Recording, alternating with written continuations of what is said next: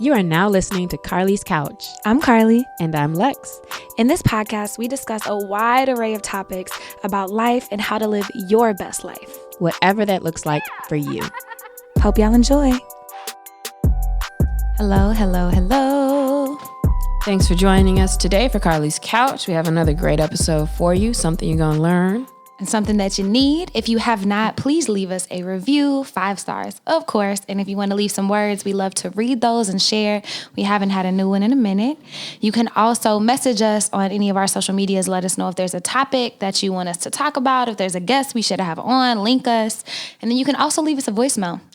We like to hear about things you want to learn about, things kind of you're going through. And then if it's a topic for an episode, we'll talk about it. Yeah, she said it all. So engage with us. We engage back. We appreciate it. One thing that's unavoidable in life, besides taxes. Yeah, well,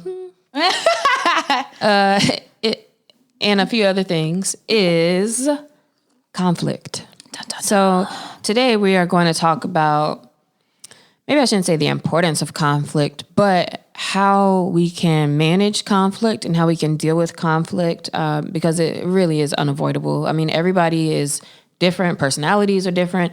And conflict, just to be clear, can range from getting beat up to somebody cutting you off on the highway to somebody leaving the top off the toothpaste. So all of these things, like, you know, we have different issues with ourselves. Can you have conflict with yourself? Yes. Yeah, what? Yeah. Inner turmoil. That's the biggest conflict that we have. You have conflict with everybody around you, your friends, family, work, like everything. And so, you know, it's important to understand like how to manage that. And I think that there's this stigma around conflict that is bad. That is this thing that we should avoid or that we shouldn't do. And relationships are bad if we have conflict. And we're here today to say that is untrue, but mostly backed by research that we won't get into depth. But if you want to Google it, Google ask like, why is conflict good for you? It's so great for relationships and different things. And actually, like avoiding conflict can make it worse and can prolong it and can make smaller issues a lot bigger. So instead of avoiding it, let's attack it head first. Yeah. And if you haven't Googled, I would say like conflict is good because it just gives you an opportunity for growth. Now, conflict, like getting beat up, is unnecessary. That's not cool. But conflict, like, you know, disagreements with a roommate or in a relationship, family, with you in a school, whatever, things like that can be good because it gives you opportunity to grow, to be able to better deal with other personalities, better improve your own personality or your own shortcomings, perhaps. And I think that conflict is an opportunity. Most of the time, it's probably an opportunity for you to practice being open and vulnerable because, you know, now I got to tell you like, hey, I don't like this thing and why, or, you know, I'm kind of either that or fighting something within myself that's like an issue that I might have, whether it's with me or with somebody else. And so it gives you an opportunity to really, you know, reflect on yourself and to be open about those things. And whenever you have these, it becomes an opportunity for you to not only grow, like Lexi said, but also to get what you want. Because if there's conflict in a relationship or even at work, perhaps, and it gives you an opportunity to bring that to the forefront, to be vulnerable, to put yourself out there. But also, if you never bring things up, people will never know what you want or what you need. Mm-hmm. In the work scenario, because it's not just in relationships, but in works, conflict helps bring about better solutions. Because if you never challenge people, you just kind of like are a yes man or go with the status quo, like you never get to those good solutions. So it's also important to help bring about better ideas, to help further develop ideas and dive into things. Yeah, and another work example, like to get what you need, maybe you might be working at a place for your 11th year and you still making the same amount as when you got there. And so you might be resentful or feeling some kind of way and you go home and complain about your job, all this.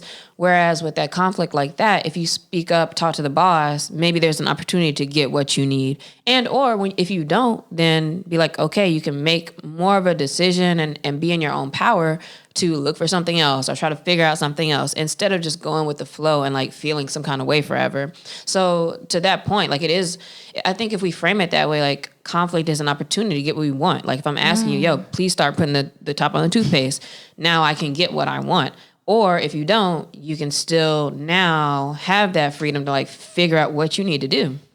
And making an informed decision, because going with the flow and just accepting things whenever you're not happy with what they are or they're not giving you what you need, like that's not any kind of life to live. So practicing conflict in a healthy way helps you also get better at communication. Because not only do you have to figure out what you need and what you want, you have to figure out how to thoughtfully communicate that with another person.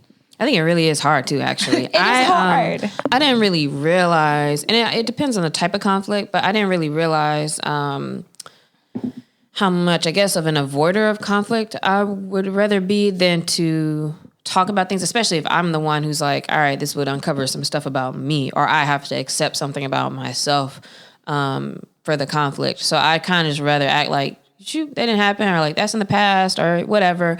But something Carly said earlier about avoiding it just expands it. I can attest to that, because there's been a lot of times, and even like recently, where, let's say if in this case, I didn't give like a full story about something, but then like later on, it's like, oh shoot, that either that comes up. You know how like if you lie or you say something a little different, but then later it's like, but wait a minute, it's not adding up. And then it's like you get caught up, and it's like, yo, if you had just told me in the first place, it wouldn't have been a problem. But now it becomes even more of a problem because, you withheld the information for too long or said something a little different, and now you're trying to change the story up. And so to just be more forthcoming and straightforward about things, it's like, yo, let's just get this over with. Like, rip the Band-Aid off. You could think about it like that too. Instead of like you're slowly like peeling off a scab, just getting it over with. And I started to realize, it's still hard, but I realized with a few different incidents, like, yeah, it does make more sense. And I tried one time to go ahead and just get in front of something and just be like, hey, listen, this is going on. And then have your whatever of conflict back and forth. But then I was like, oh, okay, like now we're past it. So just to get it resolved made more sense. And I literally said this. I was like, oh, I didn't die. Because for some reason I just felt like, oh, if I acknowledge these things or if I talk about this problem, like, oh my God, this might happen, that might happen.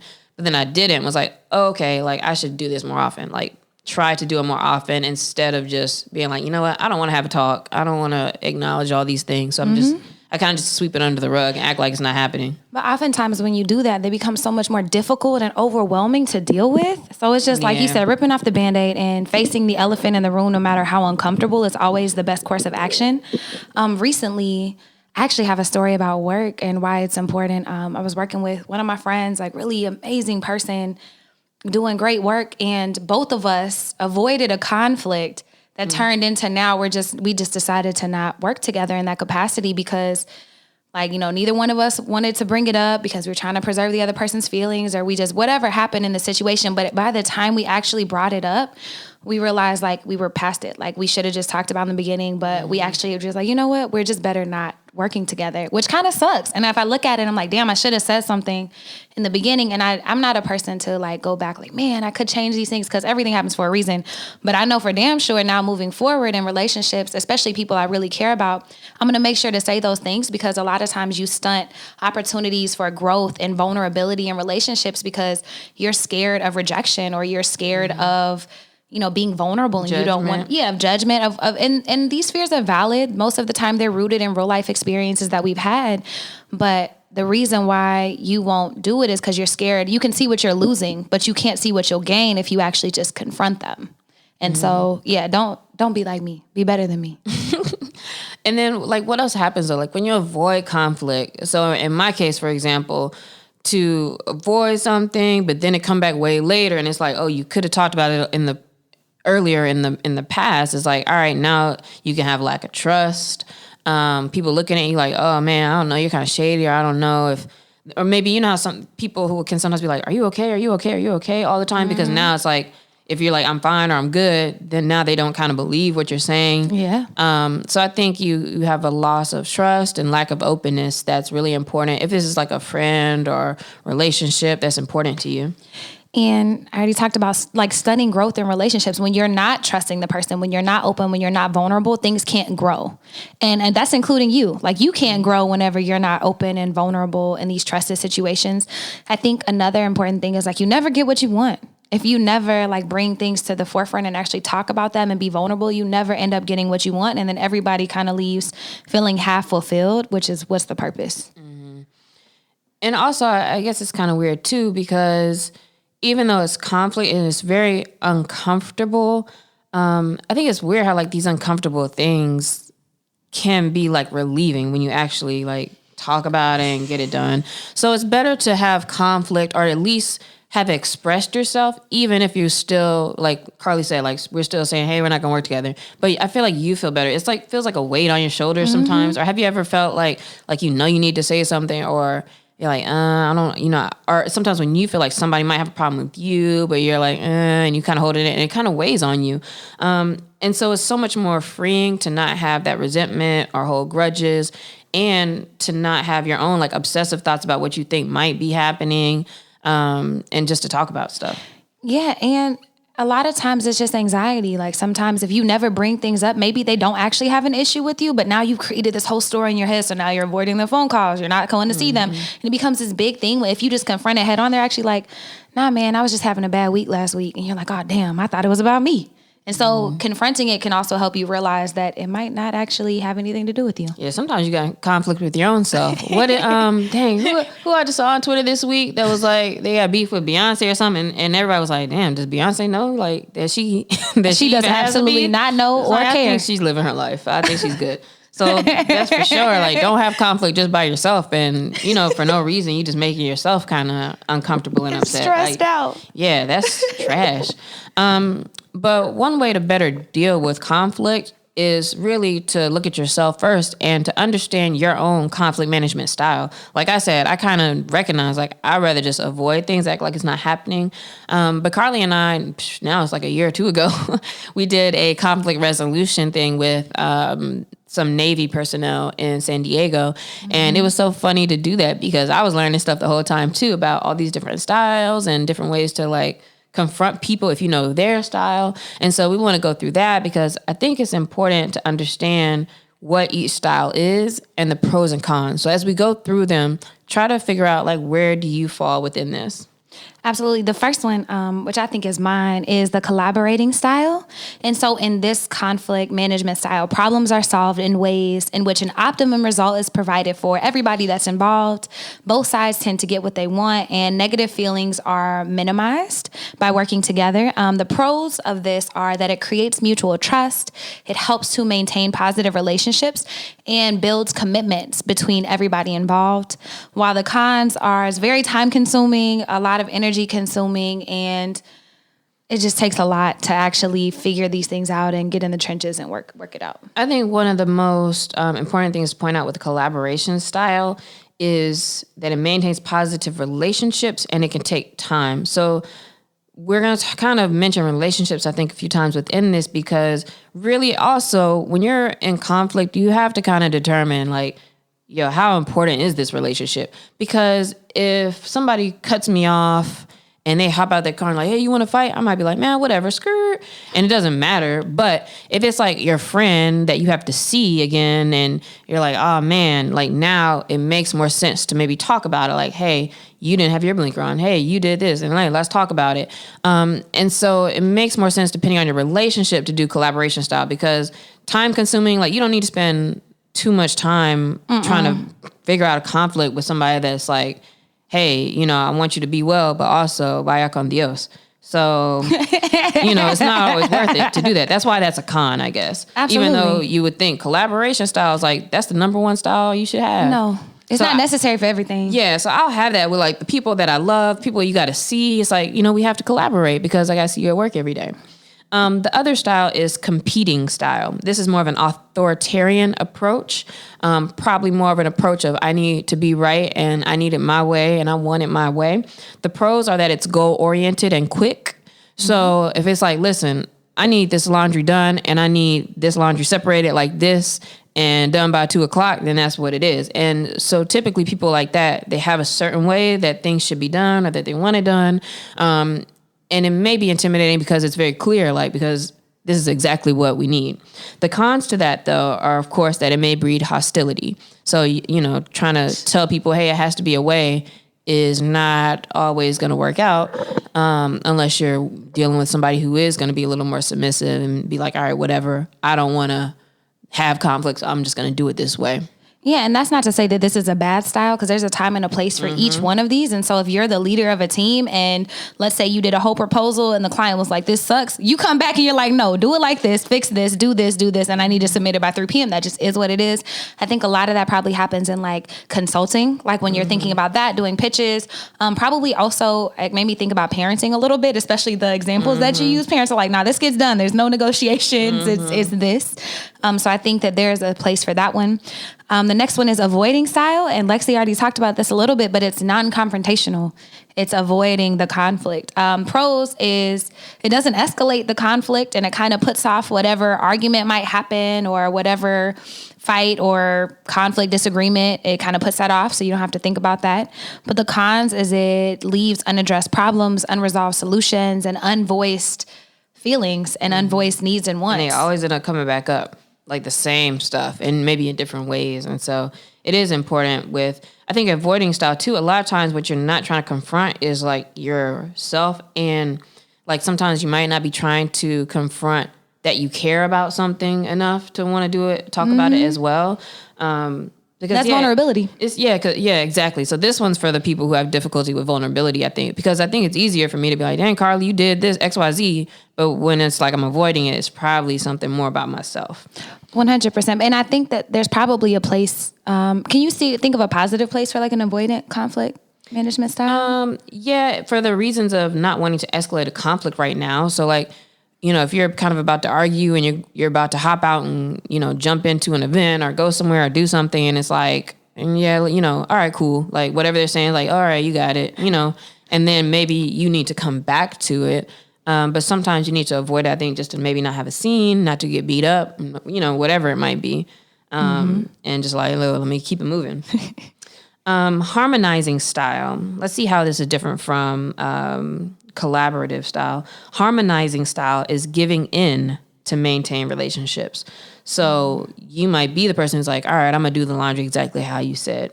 The pros of this is that it minimizes injury when we are outmatched and your relationships are maintained. It could breed resentment and exploit the weak, though. Those are the cons. So I think with something like this, it's when you're like, you know what, this is not that serious. I'm going to let it slide type thing. And, you know, everything may not be as deep. Everybody has different buttons and different things where it's like, mine might be like, all my life, I never felt like anybody listened to me. So certain things might tick me off more. Or for somebody else, it might be a complete different, you know, kind of like area or space where when you kind of tap into that trigger, like, that's a little bit more important to them. And so it's easy sometimes for me to be like, well, that's not a trigger for me. So you know what? I don't like that thing, but it's okay. Like, I'll just do it how you want it done to maintain a relationship and to keep things going in the house. Yep, but I could see how that breeds resentment if you're always just letting shit slide. Like then at that point, they leave a sock on the floor and you're like, bah! And like freak out. And it's like, it's not really the sock, but it's everything else you never said. The last one is compromising style. And that sounds like collaborating, but let's see how it's different. So the middle ground approach. Pros, useful in complex issues without simple solutions. All parties are equal in power. And then the cons are no one is ever really satisfied, and it leads to a less than optimal solution that gets implemented. I think that the difference here is kind of like, oh man, I'm like if you're trying to sell somebody something and y'all kind of just meet in the middle, but I don't know. How is that different from collaborating? I'm trying to talk through it. Collaborating style is just the fact that you're involving everybody. Oh, okay, and you're hearing everybody's voice. But if you're compromising, now it's like, all right, you know what? I'm not gonna get the full thing I want, but all right, let's meet here. But you may not be all the way happy. You may not be all the way happy with any of these, really. But I think collaborating is just kind of like, it's important to you. If you're a collaborative style, it's important to you to have everybody involved, hear what you have to say. What do you think about this? Here's what I think. All right. And then however it happens from there.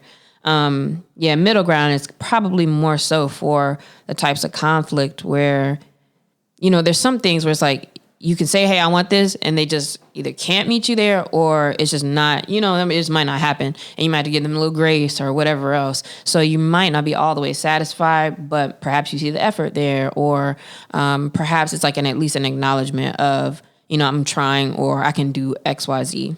Yeah. And like I said, the things that come to mind, like the examples would be like, if you're trying to sell something, like, you wanted this much, they going to give you this much, you kind of meet in the middle. And it just is. You're just not quite satisfied, but. Or like conflict might be if you were at like the flea market and it's like, listen, I got $5. I'm trying to negotiate with this person. Need 10. Yep. And it's like, can I give you 5? And like, I got 4 quarters in the car. Like, all right, we could do 6. So like, you still just wanted to spend $5. They still wanted their $10, but here we are. And so it's like, all right, cool. $6.25 and a nickel. Right. So hearing those, everybody listening, think about what your styles kind of are. Carly, what would you say your style is? My primary style is collaborating. And I think I like to look at a lot of my relationships like that. But I think we all have a little bit of every style in us. Like I notice when I avoid, and mostly it has things to do with me and being vulnerable and not wanting to expose that or whatever. Sometimes I am authoritarian. Yes. Okay. Which is the competing style. Like I think those 3 are probably more so mine. It depends on what's important. The outcome of maybe something you need done. Like we said, the relationship.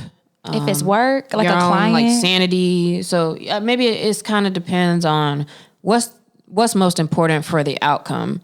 And from there, you're going to probably approach it a little bit differently. And I think as I've gotten more mature and my outcome, like my desired outcome is peace. Like I've changed a little bit. Shit, mine not. Fuck that. I think mine's just not getting called out for stuff. I don't care about the rest. For everything else, I could be either authoritarian or maybe like it's like you can do whatever you want. I don't care. Yeah. As long as it don't make me look like some kind of way.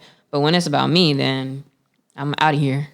I was about to say, yeah, it is different when it's about you. So just depending on what relationship, and like we said, none of them are better or worse than the other ones. They're just different. And there are strengths and weaknesses in each. So whenever you think about yours, think about ways that you can improve and like, become better, and like things that like, I should probably like work on that. And then also think about people you may have to see a lot or communicate a lot with, like your friends, a coworker, your wife, like. And then maybe thinking about, I feel like they're a little bit of this. And so maybe even you changing your approach or considering that next time you have conflict, like if they like to avoid things, maybe you shouldn't just run up on them with the attack, but kind of, be a little softer with it. And then maybe if there's something else, just kind of think about the way that it may be more efficient and productive and progressive to have a conversation or to deal with a conflict. I have a perfect example for that. I think since I'm collaborative, I always want like input and to do this. And a lot of times with stuff with the Bouch, Lexi is just like, just go, like do things. And I'd be like, oh, but sometimes that's hard for people too, who want your input and it's like, just do it. I don't really care. Pick something. And I'm like, but which picture do you like better? Whichever one you want. I mean, make sure I look good in it, but it's whatever. But also, I've also learned too that for people like that, sometimes it is like, all right, just say, sometimes that means, all right, Lex, just take charge and pick something. So I might have to say like, let's go with this one. And you'd be like, okay, because you probably don't have a problem. Like you genuinely don't have a problem. And I do the same thing actually about certain things where it's like, hey, do you want to do this? Especially with like food or something. Cause I'm gonna eat everything. It's like, do you want to do this or this? I'm like, And they're like, I don't know. And it's like, you get upset because like, damn, we'll just pick one. But also I could just pick one. So yeah. That's a good example. So I get it from my side too. Cause I'm like, I'm gonna eat whatever. Yeah, like, I'm just good. Let's what go. do you want? Oh, I don't have a taste for anything. Well, I don't know. Y'all about to eat Papa John? Right. And then it's a conflict around, all right. But if it get ordered, who eating 3 slices? Eating 3 with some garlic butter. Exactly. And a little banana peppers. Don't play with Papa. So those are the different styles. We talked about kind of how conflicts can come up. So what are some of the keys to dealing with conflict? These are just like things to consider and keep in mind the next time something pops off. I think the first one and the main one is to recognize and acknowledge that there is an issue, or when there is one, like that's the first step, is figuring it out within yourself. Like if you feeling bothered or feeling some type, whatever it is, like making like figuring out what that is, like what that what's issue the real is. issue like too. What's going on. Yeah. Not like you left your sock here. Yeah. It's no, you have been brushing me off, or you haven't been very receptive. When you're home, you're always on your phone. Or you don't seem considerate of me because there's always stuff all over the place. And I got to be the one to clean it up. So getting to the bottom of that. and not feeling seen or not feeling recognized because like, hey, you're not considering me. It always goes like super deeper than those things. And when you can really think about that, maybe to go to your partner and tell them those things like, hey, it makes me kind of feel like this, instead of just like, yo, you never pick your socks up, may have a different reaction from them. Especially if you like let them know. And so I saw this meme. That's why I've been on my phone, 2 things. So I saw this meme and it's like, yeah, because low-key I was like, damn, Carly over here messaging people and trying to get numbers and stuff. No, because we were talking about the Navy and I remember the shout out. Old girl has a purse company. We need to shout her out because she's launching. Who? Which one? One of the people, Jug of Water. Yep. So she got a purse company. So I was trying to find her name on here so we could shout her out. I wasn't like. It's always hard to find people on Instagram if you don't quite remember their name. I typed in person. That shit did not come up. Well, you know that one gonna come up. We don't follow that many people on the Bouch page. So I was trying to figure it out. Yeah, so that's what I'm trying to find it. But thinking about what triggers you is like, I feel excluded. I feel powerless, unheard, scolded, judged, blamed. I'm going to post this in the thing too. I felt disrespected. I felt a lack of affection. I felt uncared for, lonely, ignored. I felt like I couldn't be honest. I felt like the bad guy, forgotten, unsafe, unloved. Oh yeah, I need to use those today. I felt like that was unfair. I felt frustrated. I felt disconnected, trapped. I felt a lack of passion. I felt like I couldn't speak up. I felt manipulated. I felt controlled. Almost everything you get upset comes from one of these things. And not the sock. And not the sock, sis. It's it's not the sock. It's one of these. I need things. that list. Yeah, I'm gonna send those are good because we talk about feelings a lot and we talk about, like, oh, I feel sad or whatever. But like those are good because that's like how you feel a little bit more specific around like the situation. And then you realize like it's not that you're on your phone, it's that I feel disconnected. And I feel a lack of passion whenever you're with me and you're always on your phone or whatever it is. Yeah, I need that. So that's real. I'm gonna post that in the episode notes. Other keys, this is probably an obvious one too, is communication and listening. When you're dealing with conflict, it's going to be so important to actually listen. And I have the most difficulty with this every day. Because sometimes, to what Carly was just saying, a lot of people's issue is, hey, I'm not feeling like you're hearing me or that you're listening to what I'm actually saying or to what I'm saying. And of course, it's hard to get sometimes and you might have to ask a question or two and really make sure you understand. But that's why you kind of rephrase like, hey, I'm hearing you're saying this. Is that right? And when you are communicating and listening for what you agree with. We kind of talked about that with the apology episode. Listen for what you're agreeing with. Look for the common ground of where like, oh, okay, you know what? I'm with you on this. This is an issue. And now like, what can we be doing? So like really communicating and listening in a way that I would say like, hey, we're on the same team, especially if you're looking for a certain outcome. Looking for something that allows you to still be on the same team and acknowledge like what's going on. And I like that. I've heard that. And the thing is like, we're not fighting each other. We're fighting whatever the problem is, or we're trying to face it together. So I think that's so important.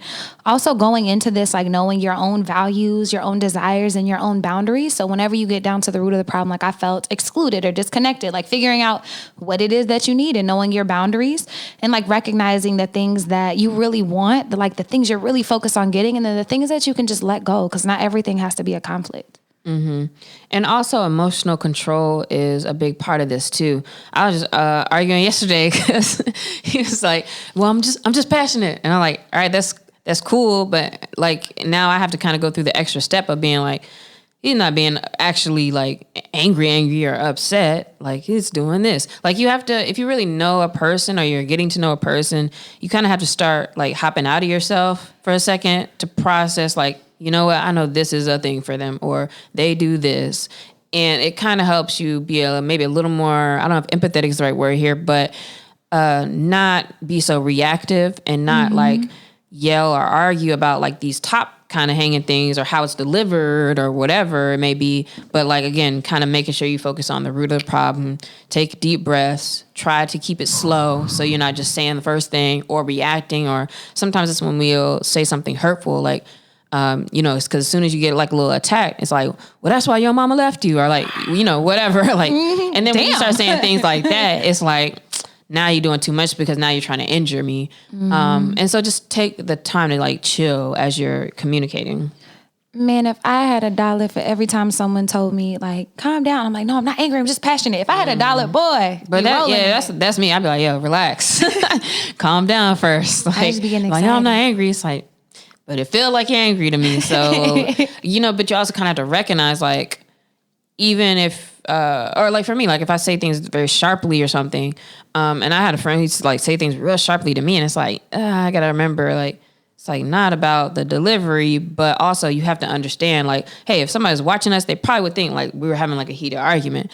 Actually, last night it was weird. Last night, from the windows being open, we heard this girl being like, "Oh, stop!" And she was running. We saw a girl running, and then we saw a white man like running behind her. And we were like, "Oh shit!" And we went to the window like, "Leave her alone."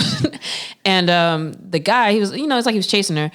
And then he went out to confront the guy to make sure, like, yo, he was like, let her, he was like, no, she's upset. He was like, yeah, but like, let her go. Because like now, even if it's something where it's like, we're together, maybe we're having an argument, whatever, that stuff happens. But like now you look crazy because it's like, yeah, I seen this man running after this woman who was crying, trying to get away. So leave her alone. Yeah, like just leave her alone and like let her go. So you still thinking about how things look, even if you might be like, oh, I'm not mad. But like also it's like, yo, I'm feeling embarrassed because now it looks like it's a bigger thing, even if you don't, you're not mad, but now maybe we're somewhere and people are like, damn, they arguing out here looking crazy. So all of these things consider from both sides. Mm-hmm. And be prepared to be vulnerable and to share like how you're affected, or also if you caused a conflict and you're addressing it, you just have to be ready for vulnerability and for sharing that. No, but actually, also, what's big here is being vulnerable about how you're affected, because then also people get mad at me when they're like, well, what's going on or whatever, because I might visibly be like a little annoyed or whatever, but also I'll be like, yeah, but I'm straight. And this is, I guess, kind of the same thing we we're just talking about from another way of being like, I don't want to talk about it. Like, I'm good. Like, I'll be fine. But also it is good to make sure like you really do honor yourself and like, how do you feel affected by it? And you may be fine, but also if they're asking you, maybe that's a good opportunity for them to understand like what you're feeling or how they, affected you in that way too. Yeah, you got to be okay with being like, man, I felt like excluded or whatever those things are, which is not comfortable to say. You don't want to feel like somebody has an upper hand on you, but it's not always like that. When you're dealing with conflict though, you also have to be prepared for any given outcome. You don't know what may happen. I was telling Carla yesterday, my therapist told me I was like, yeah, you know what? I thought about something. I acknowledged that he was right about something. And she was like, yeah, you should tell him. And I was like, And then I was like, all right, I'm gonna tell him. Man, I told him and then he still got mad about something else like related to us. I was like, God damn. like I thought it was gonna be like, man, you know what? Thank you for acknowledging that. Nah, hell no. He's like, so why did it take you so long to get there? And then that's why this happened. He better take that win. I was like, God dang. So I was like, man, now how to deal with this. Then he got mad again. He had like another argument. So I was like, man, forget it. Like, but you never know. Like you may be dealing with a conflict and you think you're doing the right things and they may go one way or may go the other way. So you kind of can't be manipulative about it and thinking like, you know what, if I kind of just say this, it'll probably be cool. It doesn't always happen that way. Mm-hmm. And you have to be prepared to be accountable for your own feelings as well as things you might have caused in them, because that's not always comfortable either to know that you hurt somebody that you care about or piss them off or whatever. Mm-hmm. So just be ready to be accountable whenever you confront these things. And then one of the best, I guess, long-term pieces of it is just keep in mind what you have to gain from the experience, whether that's a deeper relationship or friendship or a bigger raise, like whatever it is, like with the conflict, like we said at the beginning, there is always like a seed of opportunity with everything that's rough, in life, with every problem. Mm-hmm. That's one of my favorite quotes: with every problem is a seed of opportunity. And so, like we said, attack it, and then you have the chance to get something better out of it, even if it's ends in like, oh, we end up with a divorce, but then maybe you meet this guy who's a zillionaire and you living good. So like, just get out of here and just figure it out and feel better that you've honored yourself and feel better that you've spoken to what you need, what you want, what you desire, how you feel. And you can't really lose as long as you're doing that. You can't lose. And then the universe responds to that. Like if you're willing to speak up for yourself, even when it's uncomfortable, and be vulnerable and be open, and that's the energy you're putting out, imagine all of that's coming back to you. But if you're never doing that, imagine all the energy that's coming back to you. So just creating that space where the universe can also give you what you want and give you what you need. So this week, we hope you learned a little bit about conflict, or that it helped you think about maybe yourself, how you've dealt with it, how you deal with it. Let us know this week if you have any stories or anything interesting where you're like, yeah, something happened and, this is how it turned out, or things got so much better because of it. Let us know on Instagram, Twitter, on the post, on the website, on the YouTube comments, all of those things.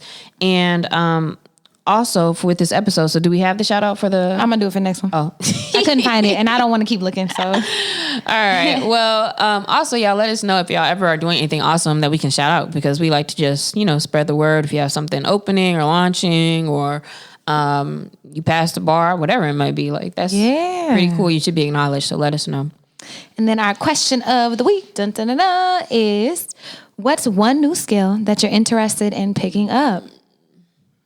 I want to say get back to, because I did a long time ago, but I want to get back to either doing like guitar lessons. Oh no, this is new. I've never done. I want to do singing lessons. I want to do voice lessons, mostly around like the stamina of the breath and kind of like control of your voice. I would like to do that. Man, me too. And Charlie used to do that, so I'll send you her person out here. It's great. I definitely want to try that. Yeah, I've seen you can do like virtual with stuff like that too, because really it is like a lot of like exercising of like where are you pulling from and like, what are you doing? So much breath work. So much breath work. One, I've done it before, but I want to get better at it. And it's, tapping into this whole sensuality thing. I love dancing and moving my body, but I want to get back into dancing all forms. Like I want to do more pole. I want to try more lyra hoop, like all kinds of stuff. Like I just want to get back into being into my body. That's a good way to do that too. Cool. Let us know what's a skill that you're thinking about picking up. Be good with conflict this week. Attack it head first. Baby. Don't get beat up though. Please don't. Don't be running up on people crazy. Make sure you have contingency Lexi plan. told me to. Right. And don't throw my name in there, because then I'm gonna have a conflict with you and them. So that's that. Have a great week, guys. We hope that you have a conflict-free week. Bye. Bye.